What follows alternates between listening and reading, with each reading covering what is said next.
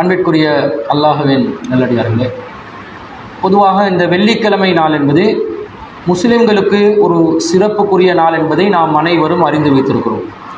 அந்த சிறப்புக்குரிய நாளை பற்றி நபிகள் நாயகம் ஸல்லல்லாஹு அலைஹி வஸல்லம் அவர்கள் சொல்லுகின்ற நேரத்தில், இன்னமின் அஃலலி ஐயாமிக்கும் யௌமல் ஜும்ஆத்தி, இந்த நாட்களில் மிகச்சிறந்த நாள் வெள்ளிக்கிழமை நாள் தான். ஃபீஹி குலிக ஆதமு, ஆதம் அலைஹிஸ்ஸலாம் அந்த நாளில் தான் படைக்கப்பட்டார். வஃபீஹி குபில, அந்த நாளில் தான் அவருடைய உயிர் கைப்பற்றப்பட்டது. வஃபீஇன் நஃபுஹத்து, அந்த நாளில் தான் சூர் நஃபுஹா ஊதப்படுவது நிகழும்.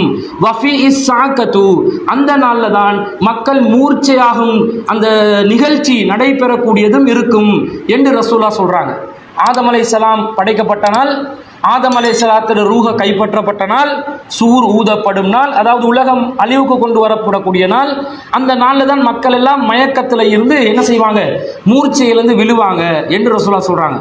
ஃபஅக்ஸிரு அலைய மினஸ் ஸலாத்தி ஃபீஹி, எனவே அந்த நாளில் என் மீது அதிகமாக நீங்கள் சலவாத் சொல்லுங்க. ஃபைன்ன சலாத்தக்கும் மஅரூலத்துன் அலைய, உங்களுடைய சலவாத் எனக்கு எத்தி வைக்கப்படுகின்றன என்று ரசூலுல்லாஹ் சொல்கிறாங்க.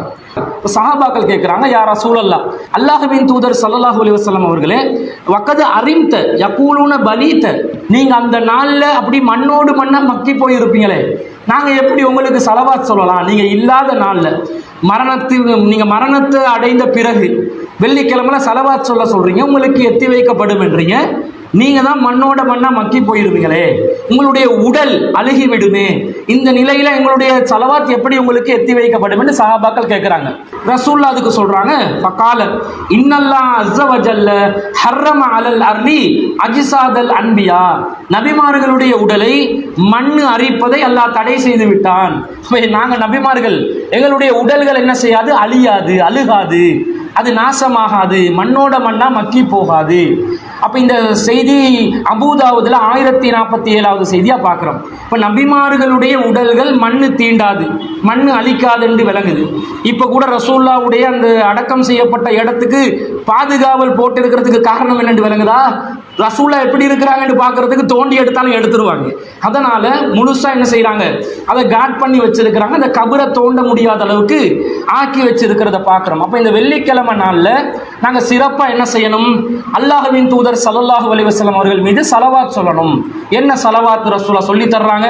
அல்லாஹும்ம ஸல்லி அலா முஹம்மதின் வ அலா ஆலி முஹம்மதின் கமா ஸல்லைத அலா இப்ராஹீம வ அலா ஆலி இப்ராஹீம இன்னக ஹமீதும் மஜீத். அல்லாஹும்ம பாரிக் அலா முஹம்மதின் வ அலா ஆலி முஹம்மதின் கமா பாரக்த அலா இப்ராஹீம வ அலா ஆலி இப்ராஹீம இன்னக ஹமீதும் மஜீத் என்று நாங்கள் அத்தஹியாத்தில் சலவாத்துல் இப்ராஹிமியான்னு ஓதுவோமே, அந்த சலவாத்து தான் மிக மிக மிக சிறப்பான, ரசூலுல்லாஹ் சொல்லி கொடுத்த, ரசூலுல்லாஹ் மீது சலவாத் சொல்வதற்கு ரசூலுல்லாஹ் கற்றுக் கொடுத்த ஒரு பூரணமான சலவாத்து. இதை நாங்கள் அதிகமாக சொல்லிக்கொள்ளலாம். அதே நேரத்தில் ரசூல் ஸல்லல்லாஹு அலைஹி வஸல்லம் அவங்க சிறிய அளவிலும் சில சலவாத்துகளை சொல்லி தந்திருக்கிறாங்க. அல்லாஹும்ம ஸல்லி அலா முஹம்மதின் என்றது கூட சொல்லலாம், ஸல்லல்லாஹு அலா முஹம்மதின் என்றும் சொல்லலாம். இது குறிப்பிட்ட ஒரு சின்னதாக வரக்கூடியது. அதனால தான் நாங்கள் ரசூலுல்லாஹ்வுடைய பேர் சொல்லும்போது ரசூலுல்லாஹி ஸல்லல்லாஹு அலைஹி வஸல்லம் என்றோம். இந்த ஸல்லல்லாஹு அலைஹி வஸல்லம் என்றது என்ன தெரியுமா? நாங்கள் ரசூலுல்லாஹ்வுக்கு சொல்கிற சலவாத்து.